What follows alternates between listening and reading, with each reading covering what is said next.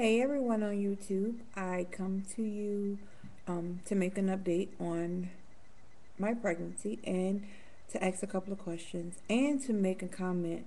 Well, not really a comment, it's like a response to some of the things that Nikki Proverbs uh, said on her video just a few minutes, what I just watched a few minutes ago.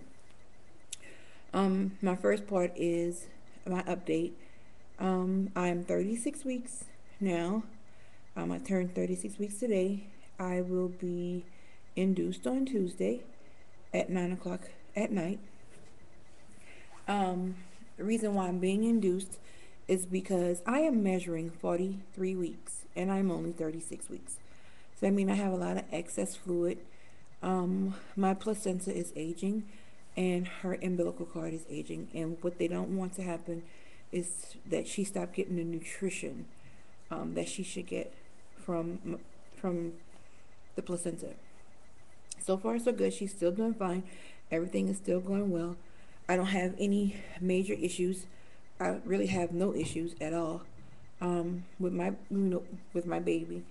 Just the fact that in the last week, because I've gained so much fluid, um, excuse me, guys. Since I've gained so much fluid, she is not. I can't feel her move. Excuse me. Sorry. I can't feel her move as much as I normally did in the beginning, which is kind of worrisome. It makes you worry a lot. You know, you're kind of laying there waiting for some movement and you don't really get any. Other than that, but she's doing fine. I still have my Doppler, so when we have issues like that, I listen to her heartbeat. Or if I feel like that's not sufficient enough, I go to labor and delivery.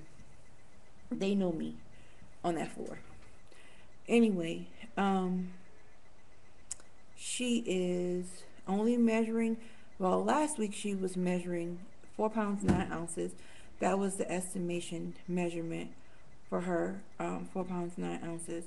So I'm hoping by the time we deliver next on Tuesday, she been and gained a couple of more ounces, at least be at 5 pounds, because I really, I don't really want her to have to stay in the hospital. I really would like them to let her go home with us. That'll be a little devastating for me to have my baby go there. But, I pray and ask God, and God work things out the way they're supposed to.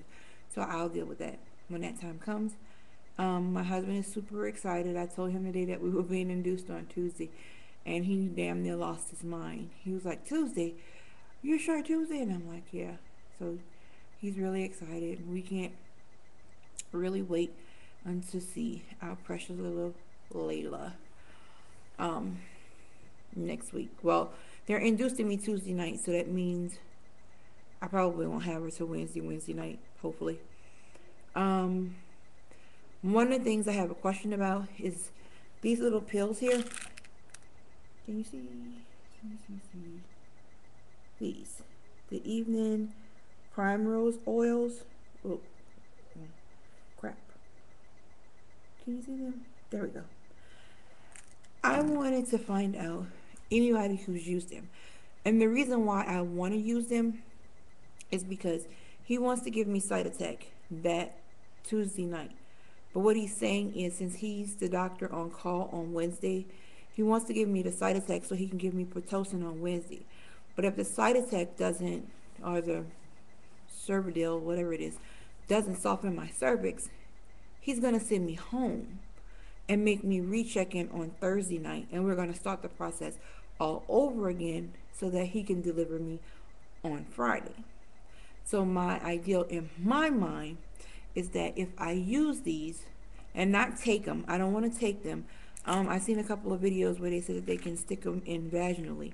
I'd rather do that than to take them, because when I take new things, anything new, it makes me nauseous. It makes me sick. So I know that these, even if somebody said, oh, they won't make me sick, they'll definitely make me sick. And I'm not really trying to introduce anything into my baby system, and anything that goes through your mouth passes across the placenta. So I am not trying to introduce her to anything. I just want my cervix to soften. So anybody um, who have taken them, can you please send me a comment and tell me if they work well and if they do work well, or if I should even take them, or do you recommend taking them or using them? Because I'm not going to take them, like I said. I'll do them vaginally. I already know he's going to induce me.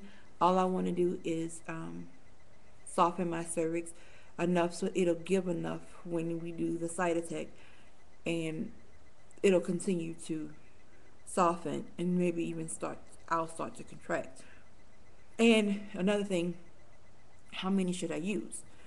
I only have these last 4 days to use them, so, or 3 days to use them. So if you can give me a response as soon as you watch this video, I appreciate that so much. Another thing is he told me that I'm more likely to have a cesarean than normal because of the fact that my baby is head down, but he said that my pelvis is not, uh, I guess, baby ready or made to deliver babies. That was his words, made to deliver babies. And I was like, I still want the opportunity.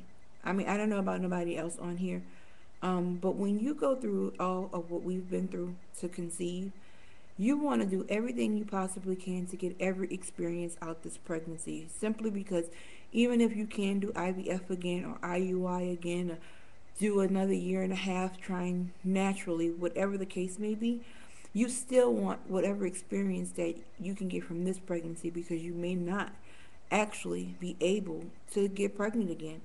Or you may not just not get pregnant again. And it's not the fact that you can't get pregnant again. So, I want to deliver naturally. I want to have I want to have a vaginal birth. I want to experience labor. No, I don't think it's a cakewalk. I know that labor is very painful. I know all these things. I've done my research. I've researched a lot of things, just like probably every other woman on here who watches these videos. So, but I feel like if I let you give me now, for those of you who have to have cesareans, I understand. I really do. We all do. I'm not talking to you all. I'm talking to those of us who are able to have a vaginal birth. And I'm gonna rephrase that. Even you all, I know, even though you may not be able to have a vaginal birth,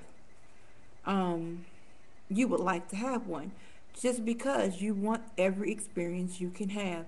You want to have a baby. You want to deliver your baby vaginally if possible. You want to experience labor.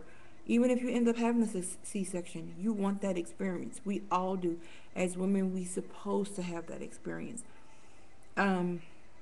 So I want the experience.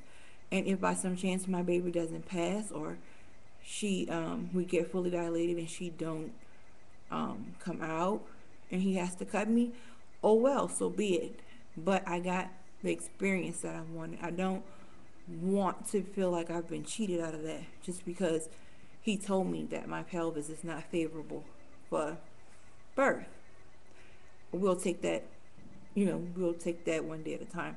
Whatever's meant to be will be. Whether it's meant for me to have her vaginally or if it's meant for him to cut me. Whatever gonna be is gonna be. So that is the reason why I want to try the oil, because I don't want to have to check in and check out on 2 different days in the same week. It makes no sense at all. So with that said, another question. I have horrible acne since this pregnancy, and seemed like the end of this pregnancy is gotten worse. I am going to breastfeed. So my question to anybody out there who knows a really good acne medication that I can use, or even a good acne or antibacterial soap or cream that I can use that will be safe on my body and won't harm or hurt my baby in any way, please inbox me, send me a comment, something, so that I can deal with this issue.